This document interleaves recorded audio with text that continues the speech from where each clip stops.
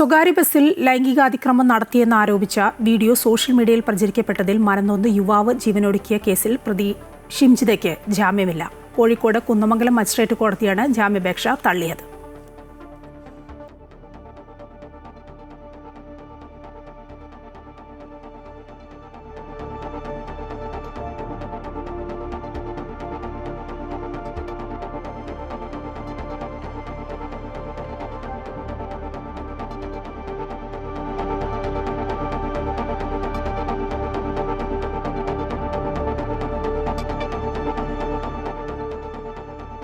കൂടുതൽ വിവരങ്ങളുമായി വർഷ ചേരുകയാണ് കോഴിക്കോട് നിന്ന്. വർഷ, പ്രോസിക്യൂഷന്റെ വാദങ്ങൾ കോടതി ശരിവച്ചിരിക്കുകയാണ്.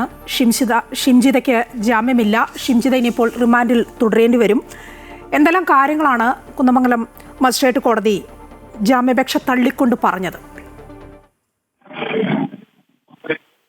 പ്രധാനമായും പോലീസ് സമർപ്പിച്ച റിപ്പോർട്ടാണ്. പോലീസ് റിപ്പോർട്ടിൽ കൃത്യമായി പറയുന്നുണ്ട്, ഈ ഷിംജിത സൂചിപ്പിക്കുന്ന പോലെ യാതൊരു വിധത്തിലുള്ള ഒരു മോശം പെരുമാറ്റവും ഈ മരണപ്പെട്ട ദീപകിന്റെ ഭാഗത്തു നിന്നും ഉണ്ടായിട്ടില്ല. ഇനി പ്രതിയെ പുറത്തുവിട്ടു കഴിഞ്ഞാൽ സാക്ഷികളെ സ്വാധീനിക്കാൻ സാധ്യതയുണ്ട് തുടങ്ങിയ കാര്യങ്ങളാണ് പോലീസ് സമർപ്പിച്ച റിപ്പോർട്ടിൽ പറയുന്നത്.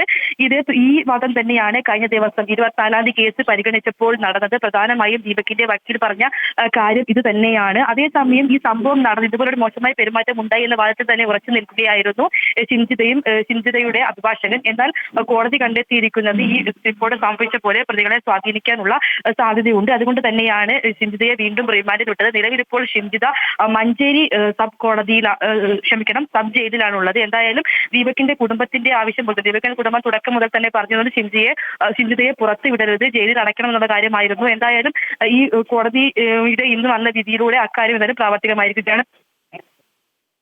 വർഷയാണ് വിവരങ്ങൾ നൽകിക്കൊണ്ടിരുന്നത്.